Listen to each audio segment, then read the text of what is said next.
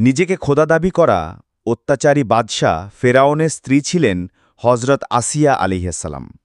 তিনি এমন একজন নারী যিনি কখনো পরিবেশ পরিস্থিতির অজুহাতে নিজেকে বেঁধে রাখেননি, বরং বিপন্ন পরিস্থিতিতেও তিনি উদ্ভাসিত ছিলেন আপন মহিমায়। হাজারো সমস্যার মাঝেও তিনি নিজ ঈমানের ওপর অটুট ছিলেন এবং সে ঈমানের জন্য নিজের জীবন বিলিয়ে দিতেও তিনি ছিলেন সদা প্রস্তুত। এই কারণে রাসূল সাল্লাল্লাহু আলাইহি ওয়াসাল্লাম আসিয়া আলাইহিসসালামের নাম সেই সব মহান নারীদের সাথে উচ্চারণ করেছেন যারা ছিলেন দুনিয়া এবং আখেরাতে সম্মানিতা। রাসূল সাল্লাল্লাহু আলাইহি সাল্লাম বলেছেন, অনেক পুরুষ পরিপূর্ণতার শিখরে পৌঁছালেও মহিলাদের মধ্যে সেই সংখ্যাটি ছিল খুবই কম। শুধু ইমরানের মেয়ে মারিয়াম এবং ফেরাউনের স্ত্রী আসিয়া সেটা পেরেছিলেন। মহিলাদের মাঝে আয়েশার শ্রেষ্ঠত্ব এমন যেমন খাবারের মধ্যে সারিদ, যা সবথেকে উচ্চ পর্যায়ের। বুখারী। আসিয়া আলাইহিসসালামের গল্পের শুরু মিশর থেকে, যেখানে তিনি তার স্বামী ফেরাউনের সাথে বসবাস করতেন। ফেরাউন ছিল সর্বকালের সর্বশ্রেষ্ঠ একজন অত্যাচারী শাসক। ফেরাউন এক ভবিষ্যৎ বক্তার কাছ থেকে জানতে পারে যে বনি ইসরায়েলি বংশভূত এক মহামানবের দ্বারা তার সাম্রাজ্যের পতন হবে। এ কথা শোনার সাথে সাথেই সে সকল ছেলে শিশুর প্রাণ কেড়ে নেওয়ার নির্দেশ দেয়। বনি ইসরায়েলি শিশুদের হত্যার সেই বিভীষিকাময় ঘটনা কোরআনেও উল্লেখিত হয়েছে। স্মরণ করো সেই সময়ের কথা, যখন আমরা ফেরাউনি দলের দাসত্ব থেকে তোমাদেরকে মুক্ত করেছিলাম। তারা তোমাদের কঠিন যন্ত্রণায় নিমজ্জিত করে রেখেছিল, তোমাদের পুত্র সন্তানদের জবেহ করত এবং তোমাদের কন্যা সন্তানদের জীবিত রেখে দিত। মূলত এই অবস্থাটি তোমাদের রবের পক্ষ থেকে তোমাদের জন্য বড় কঠিন পরীক্ষা ছিল।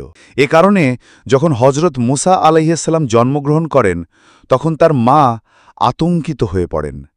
তিনি তার সন্তানের জীবন নিয়ে শঙ্কিত ছিলেন। এই ভয়ের মাঝে মহান আল্লাহ সাহসের সঞ্চারণ করেন। আল্লাহ তাকে আশ্বস্ত করেন মুসা আলাইহিসসালামের কিছুই হবে না এবং তাকে একটি বক্সে করে নীল নদে রেখে আসতে বলেন। আল্লাহ তাআলার ওয়াদা মোতাবেক শিশু মুসা নিরাপদে তীরে পৌঁছালে সেখান থেকে তাকে সযত্নে আসিয়া আলাইহিসসালাম সযত্নে তুলে ঘরে নিয়ে যান। তিনি ফেরাউনকে অনেক কষ্টে রাজি করালেন মুসাকে নিজের কাছে প্রতিপালন করার জন্য। অতঃপর মুসা আলাইহিসসালাম আসিয়া এবং ফেরাউনের ছায়ায় বেড়ে উঠতে থাকেন। মুসা আলাইহিসসালাম যখন বড় হয়ে নবী হলেন, তখন তিনি স্বজাতিকে এক আল্লাহর ইবাদত করার জন্য আহ্বান করলেন। কিন্তু অত্যাচারী ফেরাউনের ভয়ে খুব অল্প সংখ্যক মানুষ তার এই ডাকে সাড়া দিয়েছিল। ফেরাউনের নিয়োজিত জাদুকররা যখন বুঝতে পারল মুসা আলাইহিসসালাম প্রকৃতপক্ষেই আল্লাহর নবী, তখন তারা সবাই এক আল্লাহর প্রতি ঈমান আনল। অবশেষে ফেরাউন তার অত্যাচারের শেষ সীমায় চলে গেল এবং নিজেকে রব হিসেবে ঘোষণা করল। যারা ফেরাউনকে অস্বীকার করার দুঃসাহস দেখাল এবং মুসা আলাইহিসসালামের প্রতি ঈমান আনল, তাদের ওপর নেমে আসল অকথ্য নির্যাতন। এত কিছুর পরও হজরত আসিয়াও ঈমান আনলেন। তার এই ঈমানের দৃঢ়তা এতটাই গভীর ছিল যে এজন্য তিনি নিজের জীবন দিতেও প্রস্তুত ছিলেন। ফেরাউন যখন তার স্ত্রীর ঈমান আনার ঘটনা জানতে পারল, তখন তার ওপর নেমে আসল এক অমানবিক অত্যাচারের পাহাড়। এত অত্যাচারের পরেও তিনি আল্লাহর পথেই অটুট ছিলেন।